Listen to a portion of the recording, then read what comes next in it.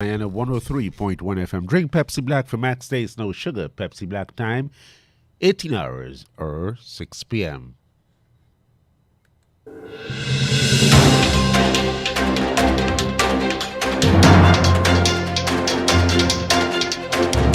The news from Guyana, the region, and the world.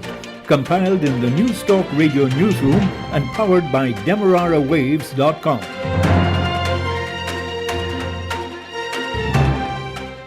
The news at 6 comes to you with the compliments of Kentucky Fried Chicken and KFC. With the news at this time, I'm Dennis Chabrol. Good evening. First, the highlights. President Jerry Finale has announced that members of the Guyana Defense Force and other joint services will get a 1-month tax-free salary as a bonus. In the wake of concerns by the Guyana Bar Association, local government minister Nigel Dharamlal this afternoon withdrew his call for the Chancellor of the Judiciary, Yonat Cummings, and the Justice of Appeal, Don Gregory, to be removed. The Minister of Health is predicting a spike in COVID cases over the Christmas season as businesses relax vaccination requirements required by law to stem the spread of COVID. In the region, journalists, media workers, members and non-members in Suriname have protested the treatment of a colleague by the country's vice president at the Parliament building. Internationally, daily COVID-19 cases in the UK have exceeded 100,000 for the first time, the latest government figures show. The details coming up. Is it a special occasion? Are you on a budget but still want a filling and also mouth-watering meal? Look no further. KFC is here for you at 9 locations and 6 drive-thrus, including the Amazonia Mall at Providence, which now delivers from Shore Base to Little Diamond. Call 632-0533, 6080162, or 503-3591. KFC. It's finger-licking good. And now the news in detail. President Jerry Finale on Wednesday announced that members of the Guyana Defense Force and other joint services will get a 1-month tax-free salary as a bonus. The announcement was made at the Christmas lunch organized for ranks of the Guyana Defense Force at the Army's headquarters, Base Camp in Ghana. Last year, we returned 2 weeks bonus. This year, we are returning the full month tax-free bonus to you. This year, we are returning the full month tax-free bonus to you. The president even took a thinly veiled swipe at the then APNU AFC administration for scrapping it over the past 5 years. We are not returning the 1-month tax-free bonus for any other reason but because you deserve it. Because you work hard for it.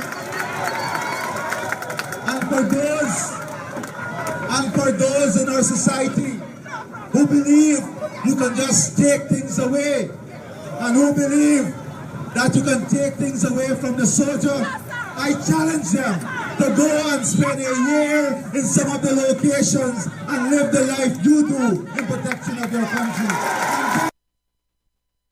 Then Minister of Finance Winston Murray had urged the security forces to cease yearning for bonuses because they rob them of salary increases which are permanent and long-term and help to determine the size of their pensions.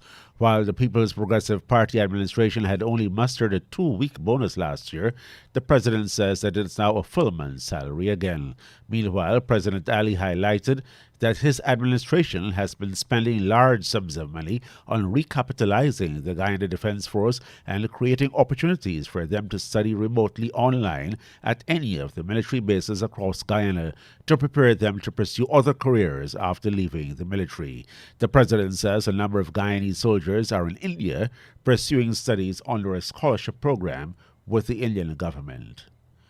In the wake of concerns by the Guyana Bar Association GBA, local government minister Nigel Dharamlal Wednesday afternoon withdrew his call for the Chancellor of the Judiciary Yonat Cummings and Justice of Appeal Don Gregory to be removed. He had issued a call because he thinks that their election petition-related judgment and another decision are biased.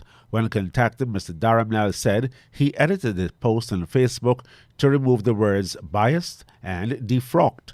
The Bar Association says while judges' decisions can be criticized, those in leadership, especially those who are part of the executive, such as Minister Dharamlal, ought to be responsible in their comments. According to the Bar Association, Mr. Dharamlal's comments are not befitting an office of the executive, and so they should be properly and immediately withdrawn. The minister, however, retained aspects of the comments that state that they are the same two judges who ruled that 33 is not the majority of 65, and that luckily the Caribbean Court of Justice is Guyana's top court. The Opposition People's National Congress Reform, the Working People's Alliance, and the Alliance for Change have all condemned Mr. Dharamlal. They have demanded an apology to the Justices of Appeal.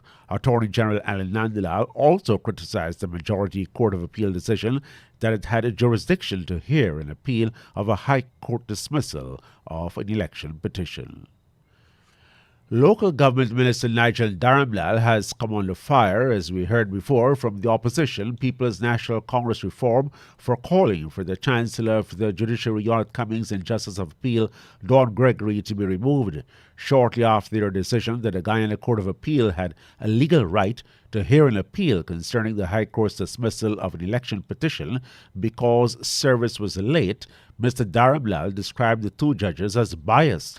He had called for them to be defrocked. Attorney General Alan Nandalal also did not hide the government's displeasure and disappointment in the judges. It is not a good decision in my humble view. I think that our jurisprudence is regressing. It's unfortunate that the particular composition of the court continues to rule in a particular manner that is not healthy for our society, but that is what we have to deal with, and the government intends to pursue all recourses that are available to ensure that the rule of law is upheld and justice prevails in the end. But opposition ENCR executive member Annette Ferguson and her colleague, party member Lurley Nesta, slammed Mr. Dharamlal's call, saying it had amounted to a violation of the separation of powers. Attorney General Nandalal also did not hide the government's displeasure and disappointment. Ms. Ferguson condemned what she termed Mr. Dharamlal's vile attack on Justices Cummings and Gregory and called on him to publicly apologize to them. She called him disrespectful and out of order to the professional and law-abiding officers of the judiciary, adding that they should not be subjected to political pressure and ridicule. The Attorney General is staying clear of calling the Chancellor of the Judiciary and Justice of Appeal, Gregory, to be removed, but says nothing is wrong with criticisms. Members of the public are free to express views that are critical of judicial decisions and don't necessarily feel that they are going to be hauled before the courts for contempt. Of course, they can't scandalize the court. They can't be disrespectful to the judges. They must be fair, but they can be strong and they can be robust in their criticisms once it is constructive and based upon principles. Attorney General Alan Nandalal. And the Attorney General says the government will be going to the Caribbean Court of Justice, CCJ, to appeal a decision by the Guyana Court of Appeal concerning an election petition. What is the next step is that the government will appeal the decision. We have asked the court to stay its hands until we make the necessary, or rather take the necessary steps going forward in the hierarchical structure of our judiciary. The court was kind enough to accept our application and has agreed that it will stay its hands. The local Court of Appeal yesterday ruled that it has jurisdiction to hear whether the High Court had rightfully dismissed an election petition because time had passed for service of court documents. The High Court dismissed the petition by a Partnership for National Unity plus Alliance for Change because the representative of the coalition's list of candidates did not file court documents in keeping with strict deadlines. If Mr. Jagdeo does not appeal the matter to the CCJ and as the Guyana Court of Appeal rules in favor of the petitioners, it means that the petition will be sent back to the High Court for a hearing and determination. Attorney General Nandilal had maintained throughout that the dismissal of an election petition could not be appealed. Leader of the People's National Congress Reform, PNCR, Aubrey Norton, on Wednesday held firmly to his position that a private sector commission, PSC, is politically biased. Unfortunately, this wider concept of the private sector has been reduced to a private sector commission, which is not at all reflective of the Guyanese private sector. It is my sincere hope that we move towards a wider, more representative private sector rather than one that is politically affiliated and purporting to represent the private sector in Guyana. The private sector involves all businesses operating in Guyana. Private sector institutions should reflect that reality. The PNCR leader was speaking at the Seven Ponds Place of Heroes Botanical Gardens at a tomb to mark the 21st death anniversary of the PNCR second leader, Hugh Desmond Hoyt. The PNCR leader did not react directly to the PSC's statement on Tuesday, in which it said his contention that it was politically biased seemed to be as a result of its stance against efforts by a Partnership for National Unity plus Alliance for Change to rig the March 2020 elections. The coalition had months ago deemed the PSC a stooge of the People's Progressive Party. The PSC, which has a government subcommittee on governance, has criticized the multiple declaration of results of the polls in favor of the APNU-AFC. Representatives of the PSC had observed a national vote recount, which had been the basis for the PPP having been declared the winner. The coalition continues to maintain that the elections were rigged, while the PPP and international observers have insisted that efforts had been made to rig the polls. President Irfan Ali on Wednesday announced that police and the soldiers will be joining hands with the business community in a massive cleanup of Georgetown in the coming weeks. He made the announcement during an address at the Christmas luncheon at the Guyana Defense Forces headquarters, based Kampanga, Guyana. I spoke with the Chief of Staff and the Commissioner of Police, and I told them, here in Georgetown, we are not going to go through the new year with the city looking the way it is in terms of cleanliness. And we are going to lead by example by launching with the private sector a massive cleanup of the city. We will show them by our example that we can do it. And if we can do it as a people, then those who are in the leadership position, whether at the NDC, the town council, or the city council, they must follow with their leadership in keeping it the way we will hand it to them. Georgetown City Administration, sometimes with assistance from the private sector, has been struggling to clean up the streets, drains, and alleyways of large quantities of solid waste in commercial and residential areas. This is compounded by poor waste disposal by people in the city. The head of the Solid Waste Management Department of City Hall, Walton Orion, had expressed concern that street dwellers scatter garbage from receptacles or leave food boxes and cups on the streets after usage. He had also said that foreign shoppers wantonly dispose of clothing wrappers in commercial Georgetown, adding to the waste buildup. There is also poor coordination between drainage cleaning and waste collection. The Minister of Health is predicting a spike in COVID cases over the Christmas season as businesses relax vaccination requirements, which are required by law to stem the spread of COVID. Health Minister Anthony, during his daily COVID update on Wednesday, said businesses are flouting the requirement, which will contribute to spreading of COVID. Unfortunately, many businesses are choosing to relax these measures, and because of their posture and not helping to prevent spread, we can see an increase in cases. The health minister says to control the spread of COVID in Guyana, it must be a personal responsibility. This is not a job for the Ministry of Health alone. This is for everyone in the country. If you want to see a reduction in cases, if you want to see a reduction in hospitalization, if you want to see a reduction in deaths, then all of us must be involved. All of us must take personal responsibility, and all of us must do what is right. It is not necessary to go to all these places just to hang out. It's not necessary. We need to be more responsible, and once we do the responsible thing, we'll be able to cope with the virus in the country. Guyana is still unable to test for strains of variants present here. The new Omicron variant is 5 times more effective than the Delta variant, and the ministry is urging the public to strenuously follow all COVID guidelines and get vaccinated to protect against the disease.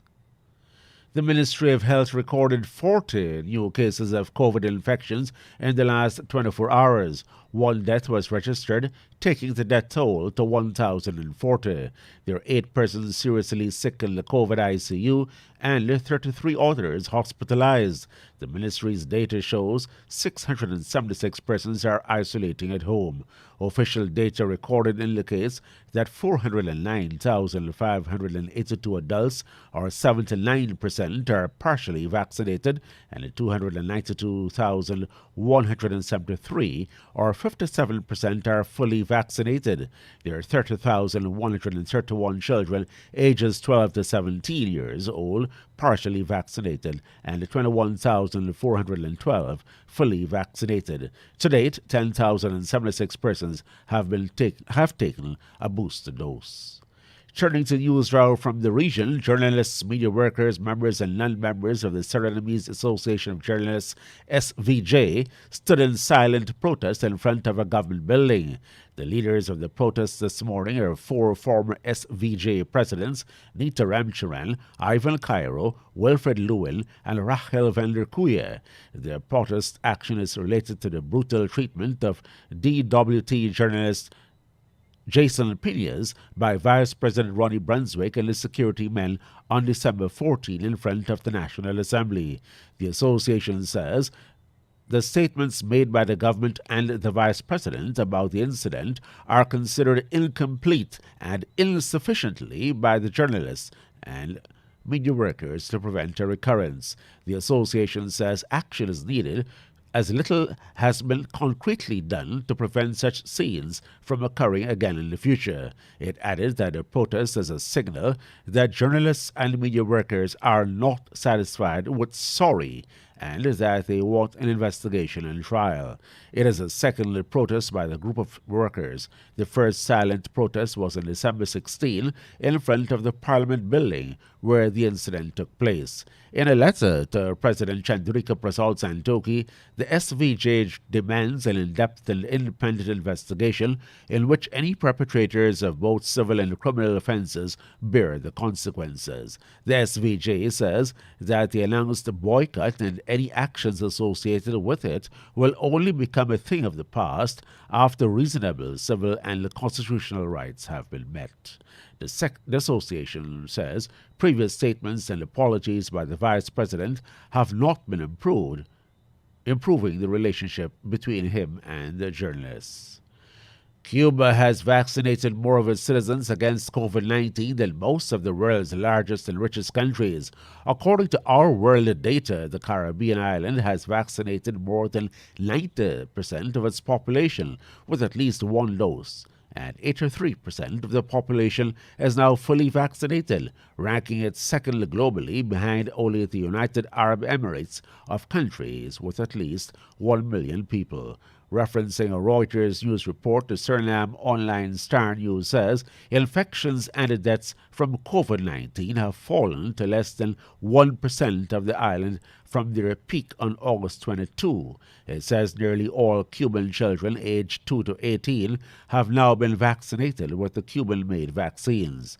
According to Reuters, witnesses schools have been reopened and foreign tourists are welcome. It says hospitals and morgues, which were overcrowded in August, appear to be operating at pre-pandemic levels.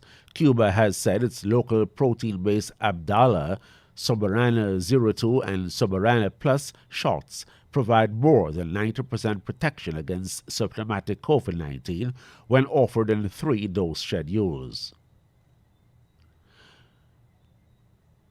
Trinidad and Tobago Minister of Public Administration Alison West says that her ministry is drafting a plan to keep running in the event of a furlough of unvaccinated government workers.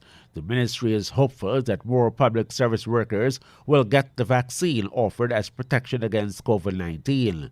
According to Trinidad Newsday, Minister Alison West confirmed that the government has a backup plan to run the public service in case the Prime Minister's threat on Saturday to furlough unvaccinated workers creates staff shortages. And now we go to news from the BBC World Service. BBC News. Hello, I'm Tom Watts. A large statue at Hong Kong University, which commemorates the Tiananmen Square massacre of pro-democracy demonstrators in Beijing in 1989, has been removed from the site it has occupied for more than 2 decades. Construction workers worked overnight behind plastic sheeting to dismantle the 8-metre-high copper statue called the Pillar of Shame. Its Danish sculptor Jens Galschiot told the BBC he feared his artwork would be damaged. I think it's necessary to put it in pieces to get it out of this area. And this is the reason I offer to come there and take it down and help them to do that, because it's not possible for people who don't know anything about sculpture to do that. And they have refused to contact me at all. So now I think they have just put an ordinary construction firm. We can see this is ordinary people that don't know nothing about art. They only know something about breaking things down. The work, which depicts piled-up corpses and anguished faces, was one of Hong Kong's few remaining public memorials to the Tiananmen Square killings. The European Commission has launched legal action against Poland, saying it has serious doubts about the independence and impartiality of its constitutional tribunal. It's the latest episode in the long-running dispute about the Polish government's sweeping changes to the judiciary, which the Commission says violate the core EU value of judicial independence. From Warsaw, here's Adam Easton. The Polish Prime Minister Mateusz Morawiecki repeated an argument he's made in the European Parliament and quite often recently, that the Commission and the European Court of Justice are overstepping their powers and basically meddling in the affairs of member states where they have no competence. And he has basically flat out denied the claims made by the Commission today. Mr. Morawiecki insists Brussels has no mandate, basically, to tell Poland how to organise its judiciary. The head of the World Health Organization, Tedros Adhanom Ghebreyesus, has warned countries not to simply rely on booster shots to overcome the global effects of coronavirus. No country can boost its way out of the pandemic. And boosters cannot be seen as a ticket to go ahead with the planned celebrations without the need for other precautions. Dr. Tedros warned that wealthy countries were rushing to give booster jabs at the expense of poorer countries, which are still trying to offer initial shots.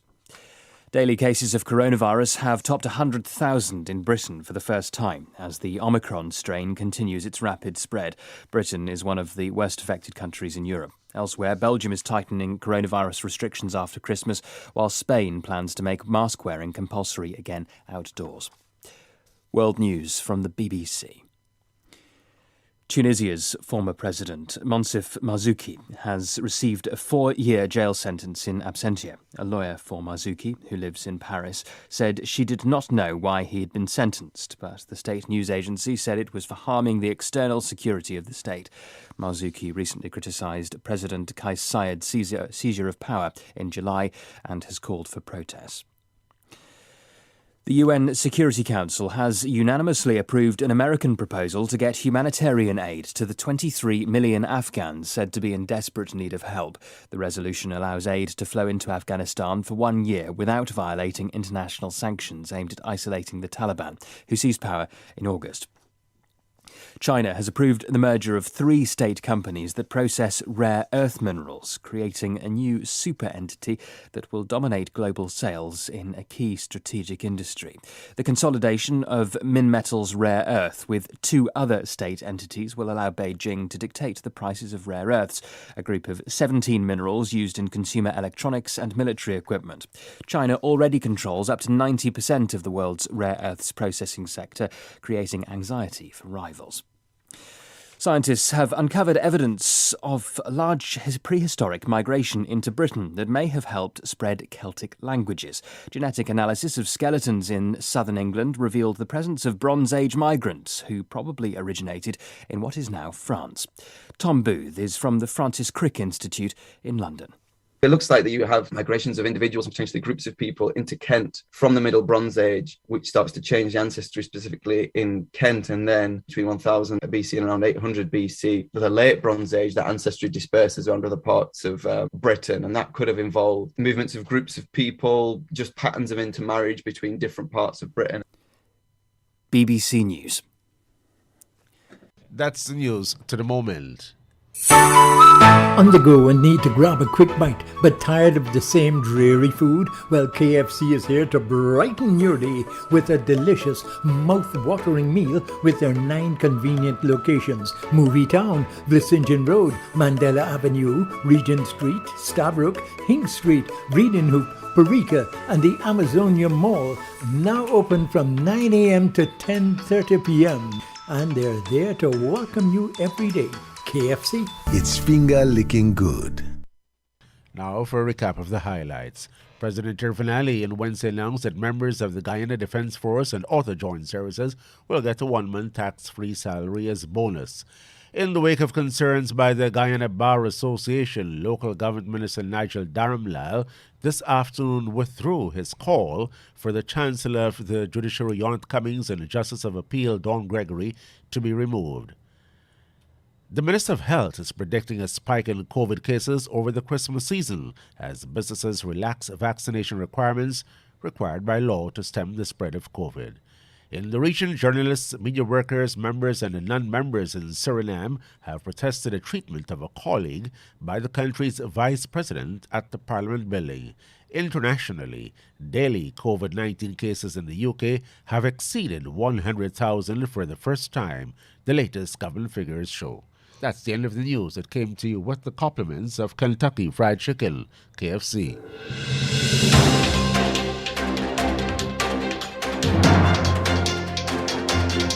This has been the news, compiled in the News Talk Radio newsroom. For ongoing updates, visit demerarawaves.com, and you can check facebook.com/demwaves and twitter.com/demwaves.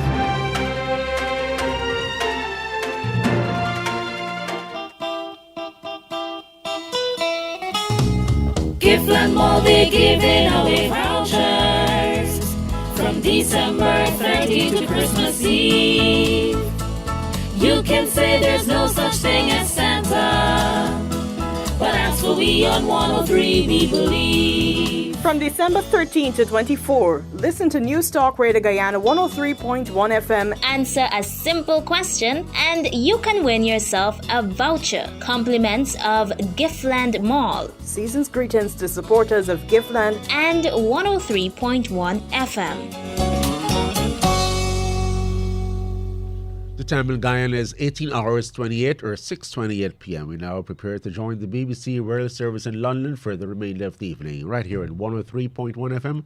A great reason for staying tuned to this station until tomorrow morning when Tiana Jordan returns with Beat the Clock at 6 a.m. Final lineup of that EFL Cup. It's going to be Arsenal versus Liverpool and Chelsea against Tottenham. No news yet on whether there will be one-leg or two-leg matches. Well, that's all the latest.